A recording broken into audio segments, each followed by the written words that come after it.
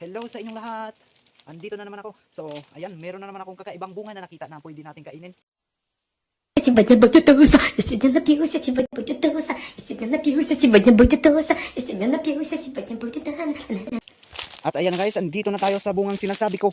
Baka ano to siya eh. Parang ubas siya guys. Ubas yata to. Parang ubas. Ayan guys, i-try na natin. Let's go!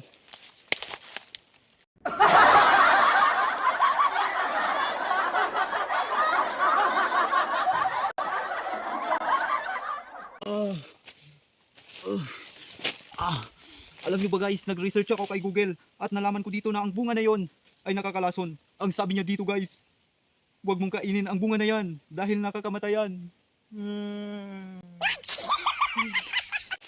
At kapag namatay ka, dilat ang mata.